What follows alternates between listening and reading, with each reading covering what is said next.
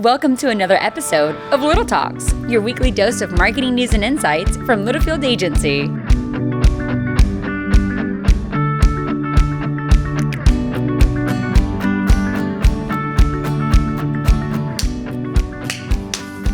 Love that guy. Yeah, that's Philip.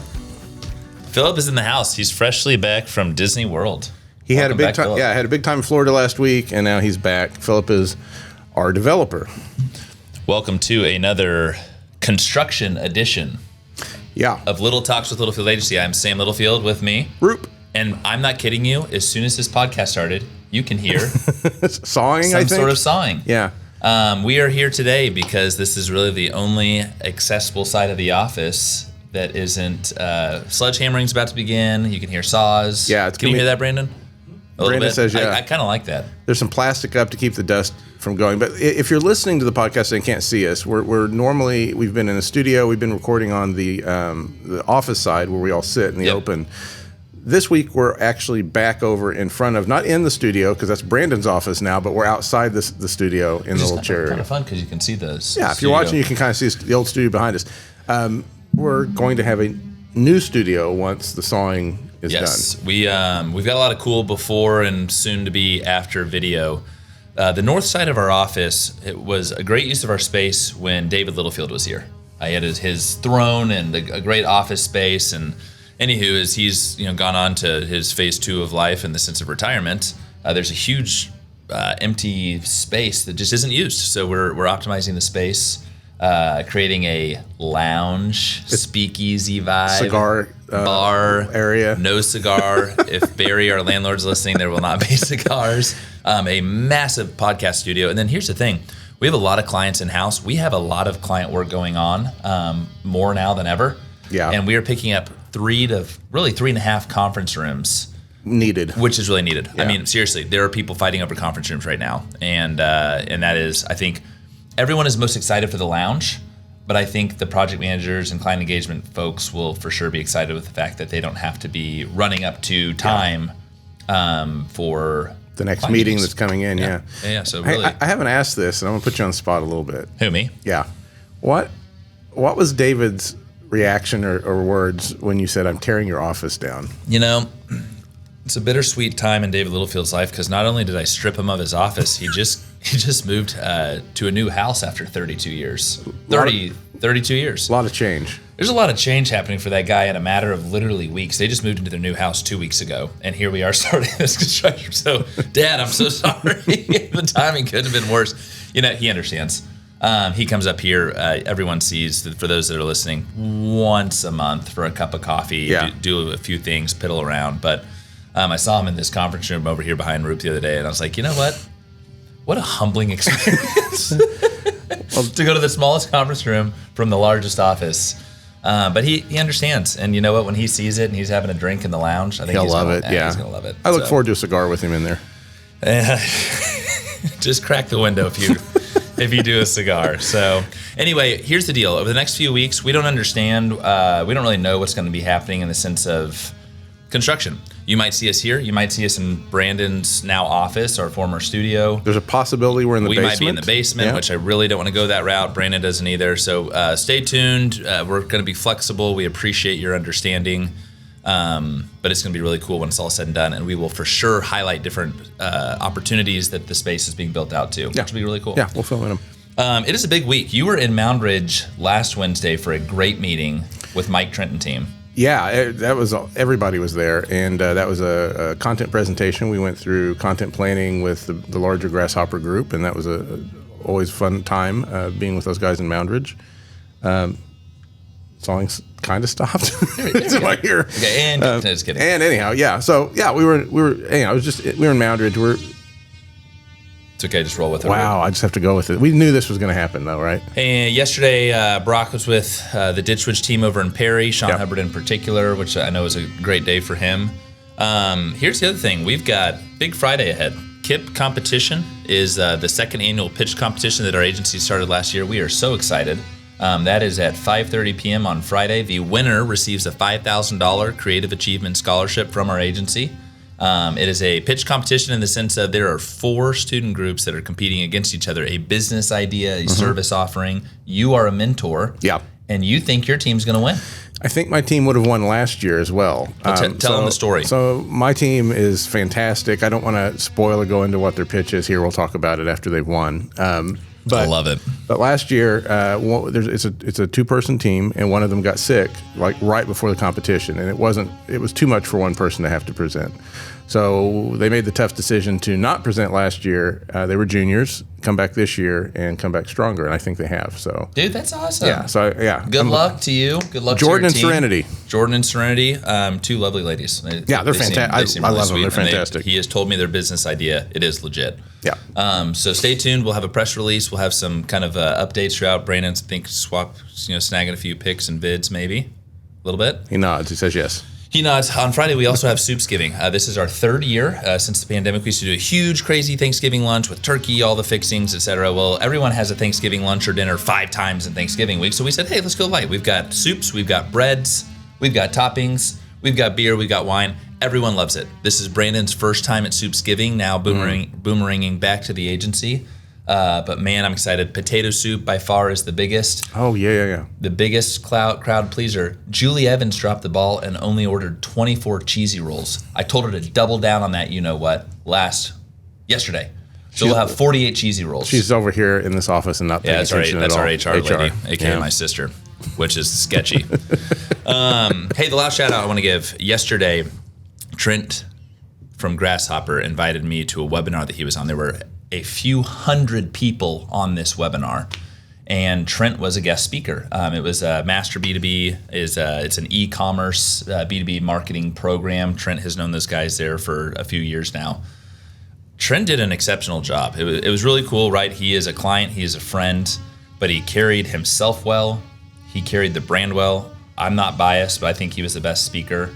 And there were 6 predictions for 2024. I'm not going to get into the predictions. I'm actually kind of going in. I'm adding a topic here. Okay. Trent really hit on the importance of e-commerce in the sense of Amazon. How are you selling parts, material, product, etc. on Amazon? What does that look like in the year to come? I really want him. I'm just going to give a treetop because I want him to go into detail when he's here in about a month at the agency. Yeah, I was going to say this great speaker you're speaking of will be on the podcast in about a month. He was speaking in front of hundreds. Now we do have hundreds of listeners now, which is really cool. 500 a day. A day, yeah. Which is thank you guys for listening to us. But he did really well. And then there was another great topic, and it was the evolution of a CDO in B2B marketing. CDO, Chief Digital Officer. Oh, I thought Call of Duty. That's COD. Will that evolve to Chief Data Officer? Okay. And they polled you after each thing. So here's the thing. I said no in the next year. And the reason being is Chief Digital is very important. We have Chief Digital Officers with some of our clients. Some of them don't have that titles, but they are that. But Chief Data Officer, I think there's a stat there that 40% of B2B brands are not really actively using their data the way that they should to not only make marketing decisions, but drive their overall business results. I think every B2B brand should have a Chief Data Officer. Trent and I regrouped on a phone call yesterday, and he absolutely agreed. He and his team do a really nice job on the data side of things. You can attest to that, given everything that you're doing with Mike. Yep. But really, a well put on webinar. These guys have done this before. They're opening, the setup, the preview, the conversation. I think they rapport well off of each other, like you and I did. So, to Brian, Brian and Andy did a really nice job. And shout out to Trent. And we can't wait to talk more when he's here in 1 month. Yeah, I mean, we'll get him to expand on some of that. Maybe. Absolutely, 100%. So, Roop, our second or third topic? I don't even know. Or first topic. Or a first official topic. There it is. And this is going to be a pretty short one, guys. I hope at this point you're recognizing or seeing these topics show up on our POV section of the website and on LinkedIn before we talk about them. So and you've done a nice job with that. There's a lot more depth there for you than what we generally go into here, but we want to talk about it a little off the cuff anyhow. This week's topic is 3 ways you could be using video in your B2B marketing that you probably are not. Oh, Brandon likes this. He made a face and he's nodding. Oh, hey, there we go. He got the audience to clap. Brandon, would you like to come speak to this? I didn't run any of this past Brandon, by the way, but I'm going to speak to it anyhow. So 3 ways you could be using B2B. Video is an emotional medium. We see movement, like it's just the thing, right? And we've talked a long time about, for a long while, how important it was on social media, how video could really up your engagement and your reach and all this kind of thing. And that's cooled a little bit, but it's still an important medium. And there's some areas you could be using it you might not be. A couple of these I got from Inbound. You? Yeah. Inbound? Inbound. No way. I would go to it sometimes. By the way, Cyber Monday. We got to get our tickets. Pre-sale. Don't worry, that's on my radar. Okay, good. You got us covered. Is this on me this year? Yeah, it's on you this year. Okay, so 3 ways you could be using video in your marketing you probably aren't. The first one is personalized video messages. And I came back from Inbound and immediately came to Sam and said, hey, you send a lot of emails out to prospects, to clients, customers, whatever. Why don't we make a video out of this? Instead of you typing some stuff out, why don't we see what it would look like? Which we haven't done this. We need to do this. 1,000%. We tested a little bit. Yeah. But and I've gotten some of these since this happened, so I'm noticing it more and more. The idea that I can talk to you versus type to you, it's a more engaging email. People are curious about it. Like, what if you can get them to open it? It's just so important. He had to make a video for me. Yes. You know, what could this be? Sometimes they'll the stage it. It'll be our Littlefield agency website in the background. Yep. It could be for your B2B brand, a piece of product. You're like, wait a minute, that's my mower. That's my directional drill. What are they talking about? Play. Yeah. It's a good hook. Yeah, and I'll tell you a place that I've seen it when my wife has taken her Mazda into Nelson Nissan Mazda here in Tulsa. Shout out to those boys. They'll do a little diagnostic of the car, and then they send you a link to look at the guy doing the diagnostic. He's walking around with a video and showing you, hey, here's where your oil is, looks pretty good. Here's where this is, you need to change this filter. We notice this thing here. And he's showing you, not just the bullet. You also get the bullet point list. It's not BS in the sense of, you need to spend $2,000 on your brake pads. You're seeing is believing, right? Awesome. So there's a lot of good ways you could be using video. You're probably not thinking of in terms of emails or communications with clients outside the norm of social media, right? Okay, our second one here is, God, our printer's dead. Don't worry, our printer's being fixed right now. It is sketchy. And I hate the printer. I can't even talk about it. Yeah. Product demonstration and tutorials. This is huge. Ditch Witch does a really good job of this. Yes. So here's the thing. There is a time and a place for polished professional video, AKA Brandon Bergen. He's amazing at what he does. You want to have that represented well on your website, et cetera. We do live in a social age now. Mm-hmm. In social, TikTok, Instagram, Facebook, et cetera. It doesn't have to be perfectly polished. No. If it is, fantastic. Yeah.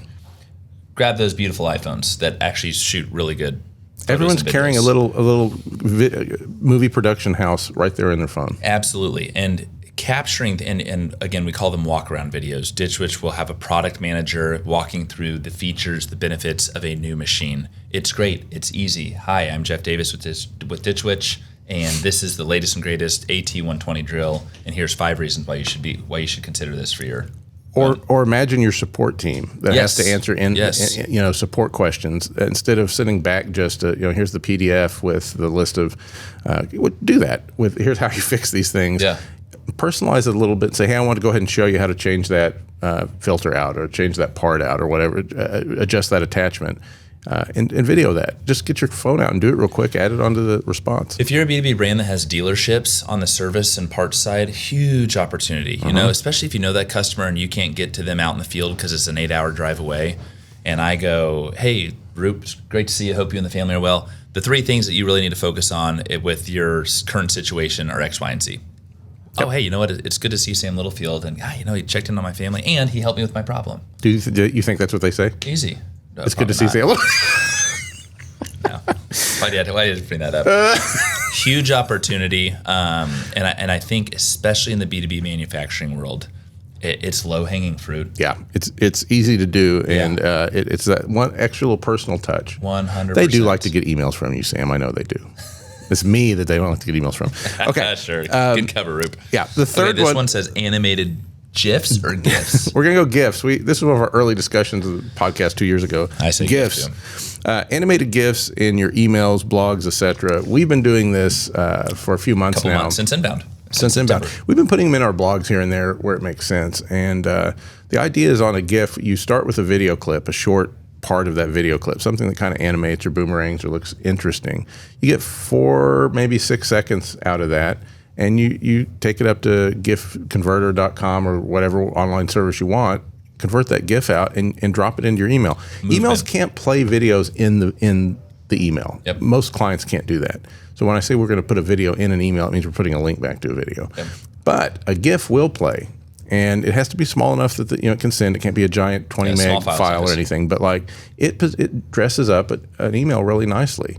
It also can dress up your blog posts, and those blog posts when they show up on social media. So one of the things we've been doing is instead of putting our open graph tag or that main image that shows up when you share a link on social media, we've been using GIFs for that main image. And so when that link shows up in LinkedIn or Facebook or whatever, that GIF will animate. And so you get kind of like a bonus, air quotes, video concept along with your linkable article. The B2B article that I think went live yesterday, the day before, I am scrolling very quickly through LinkedIn during a lunch break on my phone and stopped because of video. And it was us. Our article.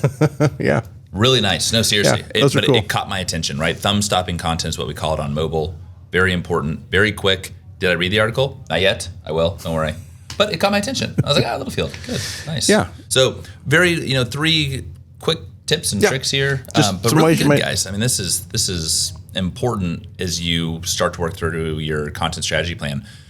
Content strategy being the actual what are we promoting? But it's little things like this, right? If you go, let's say it's a wonderful blog post about X, you put time, energy, and effort in that post. But if it's not seen, if it's not clicked, doesn't matter. Let's get their attention, hook them. And one other kind of takeaway, we talked a lot about doing it yourself with your iPhone, which 1,000% accurate. But when you're scheduling a bigger video 100%, shoot, and you're going to be out for a week, out on a set with Brandon Bergen, shooting some really nice clips, think about how you might use some of those clips in these ways. Yes. That's just you're getting more bang for your video buck. Yes. The more places you can use it, dice it up, and present it to your users. So I love it. That's it. Next week, we will go live on Monday. We will be in touch with you all on Monday because we realize it is short week next week. We are thankful for a short week next week, Thanksgiving. Yeah. So we'll talk to you all then. We'll keep it short and brief. Maybe we just kind of chit chat, catch up, and wish everyone a happy Thanksgiving. Yeah, the next topic I had, if you want to preview it, is ways B2B marketing is more like B2C than you probably realize. Which I think is a perfect, nice topic as we ease into the Thanksgiving break. Yeah, we might do it. We might just chat. We'll see what happens. See how we're feeling. Yeah. I think I'm going to be in a great mood. This is Sammy's favorite time of the year. I love this time of year. Hey, you know what? We should be filming in the presentation room because there's a Christmas tree. Playing us out. Wow. Until next week. Adios. Bye, guys. And that's a wrap. We hope you've enjoyed our little chat and found ways to grow your own marketing strategies.